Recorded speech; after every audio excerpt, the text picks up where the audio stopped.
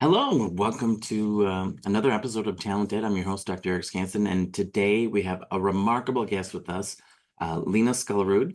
Lena is a top-rated professional speaker, facilitator, program designer, consultant, with over 2 decades of experience in hospitality and leadership and more than a decade in corporate training. Lena's worked with renowned organizations like Franklin Covey, the Pacific Institute. Her dynamic presentation style combined with her expertise in personal and interpersonal skill development makes her a sought-after keynote speaker. She's been raised in rural Minnesota, shaped by her journey with type 1 juvenile diabetes. Lena's resilience and mental strength shine through her work, and we're thrilled to have her on the show today to discuss the benefits of developing emotional intelligence. So with that, welcome Lena to the show. Tell us a little bit about yourself, Lena, and where you're at today. Hi, Dr. Eric, still in Minnesota, born and raised, and I will probably stay here forever. I'm so glad that you mentioned a little bit of my journey, but I think what I specifically want to throw out to all of your viewers is that as I was making my way and discovering my place in this world, I spent 6 years as a substitute teacher. And so I'm very familiar with kind of the school systems. My mom is a SCRED administrator, so I still talk to her daily about some of the challenges that she sees the school systems facing. So it's an industry that is near and dear to my heart. Well, And we'd I'm love also to hear that. yes. And I'm also really glad that you brought up kind of that personal and interpersonal skills. It's really what I'm passionate about. And so my expertise is in emotional intelligence, but I often find people misunderstand what that means. Often when we think of emotional intelligence, the idea of regulating our emotions is kind of at the forefront. And what I've discovered is that it is so much more than that. And especially as we continue to progress with technology, and AI is a really hot topic right now about how we're going to use AI and how it's going to help society evolve. The one thing that experts are in agreement on is that AI is not going to be able to replace our human skills, right? And so that's something that I'm really passionate about helping people develop. So when I talk about emotional intelligence, it's really, yes, a piece of it is about regulating our own emotions, but it's also about understanding the emotions and experiences of other people, our own motivations, other people's motivations, and then really I help people own their power to choose how they're going to manage their own emotions in this world in relationship to others. I really believe in balance. So we have to start learning how to advocate for our own needs and have compassion and understanding for the needs of others. And so when I talk about emotional intelligence, those are really the things that I'm helping people understand and develop, is that power to choose and understand where we're coming from, where others are coming from, and how do we make choices in our lives that influence the best possible outcome in the long run. This seems like a tall order these days to have so much choice, to think of ourselves and advocate for ourselves, but also show compassion and empathy for others. I know that when I look around and I experience life, it feels like there's less and less of that happening. Let's talk about this idea of improving emotional intelligence, even in a school system. Let's go a little bit narrower here. Where can we as school systems benefit from improving emotional intelligence? How would you suggest that we go about it? Okay. So understanding that it's more than just emotions, I think, is the first piece of it. When you look at some of the pressures and conflicts that as specifically that happen around the school system. So you've got, conflicts in relationships between teachers and administration. You've got stress and conflict between administration and teachers and parents. Mm-hmm. And then obviously we also have, the students that we're trying to mold into the next generation of citizens. So really, emotional intelligence is going to help with all of those relationships. And the reason I think that it's important in helping with some of that stress and conflict, some of the things that I see happening, we have a lot of conversations about teacher retention Mm-hmm. within the school systems, and a lot of teachers getting burned out. And part of that is because of those relationship dynamics, as well as I think not understanding how to raise concern or have conversations when they start to feel that workload or they start to feel that burnout creep in. So what I like to do is really teach, how do we have those difficult conversations? How do we assert so that we can help people understand our experience and perspective, but then also be open to working with the other side, right? To come to some agreements where both sides win. And so it's really about finding those win-win solutions. And sometimes that's thinking outside the box Mm-hmm. and trying things that have never been done before. Lena, I love your approach because you're walking the talk. You talk about balance and having things balanced. I hear you consistently talking about me, you, and like looking back and forth at that relationship in these conflicts to find balance. Um, this brings me to schools between student teachers, or excuse me, students and teachers and their relationships and the way this impacts overall classroom dynamics. Um, what do you think about that? How does emotional intelligence impact student-teacher relationships and the classroom dynamic? Absolutely. I think as teachers, the first thing we have to do is really think about our mindset, especially when we think about it from a leadership perspective, because teachers are the leaders in their classroom. And I'm very passionate about talking to leaders because we have a lot of ingrained mindsets about what authority is and how authority should be Hmm. handled. And that we need to kind of not necessarily rule with that iron fist, but that when we're in that position of authority, we must behave in a certain way and assert a certain power dynamic. Hmm. And one of the things that I found, even as a substitute teacher, and believe it or not, my favorite group to spend that time with was the emotional behavioral group of kids.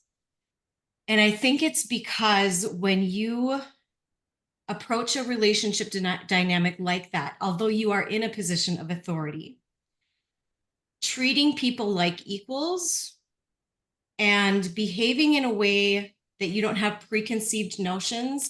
I never walked into one of those classrooms with any preconceived notions about how I was expecting them to behave, who I thought they were as kids for, being in that room. I just always kind of established that dynamic in, here is what I'm going to do for you, and here's what I need you to do for me. Hmm. And I think when you can establish really clear expectations and then also couple that with trust and respect, you get a lot better outcomes. Um, in the 6 years that I substitute taught, I never sent a kid to the office. I never sent a kid to ISS, because when behavior would fall out of line, there was always a conversation about expectation and respect and an agreement made. So that would be my recommendation for teachers that are trying to look at emotional intelligence in the classroom, is first starting with that mindset, right? What is my leadership mindset? Hmm. As a leader, our role is to give people what they need to be successful and to support that. And I think the biggest challenge is that different people need different things. And that's where the emotional intelligence comes in, is rather than trying to create blanket policy, it's really building relationships with each individual and understanding what they need from us in any given moment in order to be successful, whatever success is defined as. I love how that relates to that student teacher mindset, right? And when you talk about leadership from the teacher, you're talking about emotional intelligence leadership, right? Like modeling this from their aspect. And again, talking about how do I look at myself first before looking at our students in the classroom, and differentiating, so important. I think your example is such a success story of what it takes to emotionally intelligently lead a classroom or in the school setting. Do you have any like practical strategies that educators can implement to foster emotional intelligence in their students? Oh, absolutely. I think first it's important. Let me just walk through kind of because there's really 5 pillars that we use to build emotional intelligence and Okay. kind of work through it. And so I think if teachers kind of spend some time in each of those areas, I think that they can foster a culture of emotional intelligence within their classrooms. So, first, it is about understanding our own emotions. Mm-hmm. And I even want to take it beyond emotions and just understanding the world the way we see it because of the way things have been for us so far, right? It's the people in our lives, the circumstances. And let's face it, we know, especially when it comes to kids and families, some circumstances are better than others. Mm-hmm. So helping them understand how their circumstances are shaping their viewpoint on the world and other people. And that is what leads to kind of the emotions that pop up, helping students understand what their triggers are and why their triggers are, I think is a huge one. And then helping them understand what emotions are and kind of how to separate from them, right? I teach even adults don't understand that between stimulus, the things that happen to us, and the way we respond, we have a space. And I see it everywhere today. People are so reactive, right? Mm-hmm. We feel an emotion and we instantly respond to it, we instantly react. And often our initial reaction is not the best reaction, right? Mm-hmm. To get the result that we really truly want. And so helping students understand that their emotions are absolutely 100% valid. It's not about hiding them. It's not about being ashamed of them or trying to ignore them. It's about acknowledging them when they happen and understanding why it's happening, and then shifting our mindset to really think about, what do I want to do with this? Right? Because we always have a choice in our actions and the next thing that we do. And I think that's where that emotional regulation comes in, is being able to recognize it and just take a moment to sit with it for a second before we respond. The next thing that makes up emotional intelligence then is our motivation, right? Our ability to understand, what do I actually want and what do I need to do in order to get that result that I want. And that's not only in the moment, but that's for our lives. It's one of the things that I actually struggled with coming out of high school, was the idea of, what are you going to do when you grow up? you know, and it's a question I still hear asked, and it's painful for me. Or that, where do you see yourself in 10 years? The average student, that's a really hard thing to Mm-hmm. think forward, especially the way we tend to focus on career. And what I discovered is, if you can help kids understand their strengths and passions and identify a purpose, then they're going to find their way through that purpose.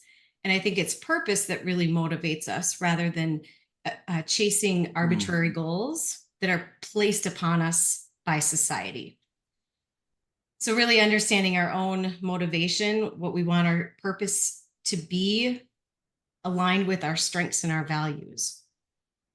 And then the last piece of emotional intelligence then is understanding the perspectives, emotions, and motivations of other people. Of others, Right? yes. Being able to really practice that empathy and say, okay, I believe this to be true because this is been my experience so far.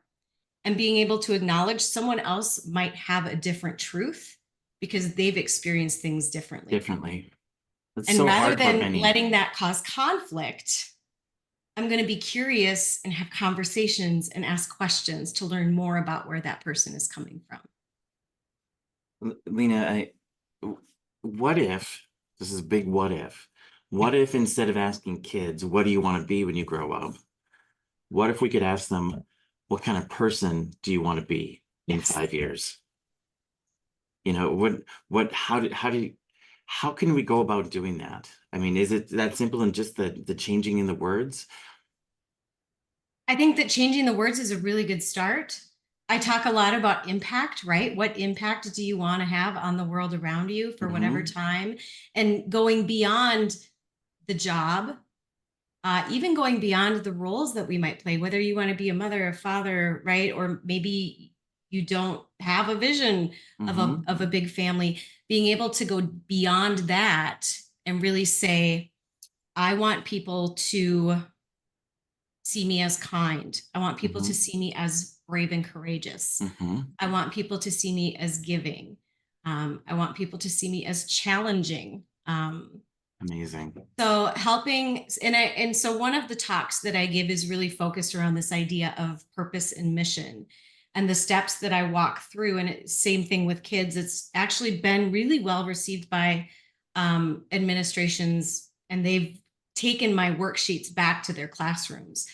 We start by asking that question, what do you want your impact to be? Mm-hmm. And then we look at values. And especially when you're in that age range where you're a kid, you're still developing your values. You're still observing your family, your community, your teachers, your friends, and you're figuring out what those values are. So, really getting kids to think about what is important to you, what makes you feel good, what aligns with your soul, Mm-hmm. and being able to name them and know what those values are, and then looking at what is your passion, what makes you feel excited, what do you love to Beautiful. do you like to work with your hands, do you like to read, do you like to sing, identifying what those passions are, and then from there looking at, okay, so what do you want to learn next, what do you want to try next, and encouraging kids to step outside of what might be comfortable and just try new things. Well, that would be a big place to practice, our emotional intelligence is to feel that discomfort, pause, what do we do with it? How do we move forward with it? That's so interesting. Well, I think that you have some really great insight into like schools and this intersection point of emotional intelligence. Uh, I'm going to ask you a few fun questions, and one of them we're going to start with the transitional question that ties together emotional intelligence. If you could choose any superpower related to emotional intelligence, what would it be? Why? Any superpower as it relates to emotional Mm-hmm. intelligence, and why? See, I've had the any superpower question before, but not as it relates. I think I would want the ability to read minds, Mm-hmm. That sure would because make it a lot easier, wouldn't it? very often our inner dialogue is not what comes out of our mouth because we filter. And I feel like having that ability to understand what people are thinking inside their head when they choose certain behaviors Mm, would really help, because we only know what we perceive. And sometimes intent is unclear. So someone might say something correct. that causes us to be offended. It'd be great to know, right? What did they really mean and why did they really say that? Hmm. That would be a great superpower. I think I would greatly benefit if I could read people's minds. Let's go into a different one. What's a hobby or interest that you have that might surprise anybody that's listening today? Oh, I don't know if it's going to be a surprise, but I am a recovering theater nerd. I did musical theater in high school. That's Oh, what my first degree was in college. I still do community theater. And the reason I say I don't know if that will surprise people is often my kind of performance kind of comes through when I mm. speak and am on stage. What's your favorite role you've ever played? I played the witch in Into the Woods, which is also my favorite musical because of the metaphors and life lessons that Fun. are woven into it. So You've mentioned that you love singing karaoke. I do. I actually have an entire system and Oh I my. DJ on the side. Uh, do you have a memorable moment or a memorable song? Like, what's your go-to song?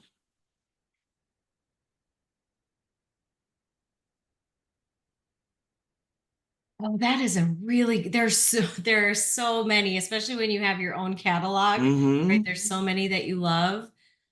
I especially love 80s pop princesses, so Mm, I'm gonna have to say anything from Madonna. Madonna. And I may occasionally, when I'm feeling brave, attempt Whitney Houston, but it's not. That's ambitious. It's Whitney Houston, ambitious. And for sure. um, I also sometimes for clients, in anytime I work with a client, we sit down and do a discovery call. Mm-hmm. I never present anything out of a box. I really, because my background is corporate training and instructional design, I really want to do a needs analysis and understand what the specific challenges are for the group I'm presenting to, and then tailor the presentation to hit specific goals. So occasionally I will even write parody songs Oh, fun. to perform, because it creates those memorable moments, right? We Sure. learn best when we're emotionally connected and having fun. Hmm. So Well, I bet you would be a hoot to spend the night doing karaoke with. I don't doubt that at all. it's a good Uh, time. so here's Lena. It has been an absolute pleasure having you talk with us today about emotional intelligence, where this intersection is in their schools and with teaching and learning. What advice do you have? If you could give us a nugget of truth, like one actionable item that you want people to work on, what would it be? For those that are listening, I would say before trying to implement any program like what we've talked about today, would be to spend some time wrestling with it on your own and really challenging Mm, yourself to think about how often do I react without thinking about it first, and then practicing developing that emotional intelligence on your own, and really looking at how it can help you in your personal life mhm. before implementing it, trying to implement it on a broad spectrum. It's much easier to practice what we preach once we've mastered it ourselves. I think that's great advice. Such great advice. Uh, Everybody, that brings us to the end of another enriching episode of Talent Ed. And today we got to explore the critical role of emotional intelligence in schools with the incredible Lena Scullard. We discussed practical strategies for educators, impact on those relationships, how leadership can foster that supportive environment. I want to say thank you so much for sharing your insights and experiences with us today. Thank you so much. Can I leave you with one major tip that you could implement right away? Absolutely. When you start asking people how you doing, because that's a very common first thing that we would say to Hmm. someone, add, what do you think? What do you think? How you doing and what do you think? Ah, Get so much more out of you, them. you get more than just a good, Yes. right? Yep. Well, everybody, if you're looking to work with Lena, I know you can find her on the web or you can connect with School Pro. We'd be happy to connect you as well to Lena to book and get her working with you and your organization. Um, Reach out to us at School Pro anytime to do that. And then until next time, stay PKS, which is positive, kind, and supportive. Bye, everybody.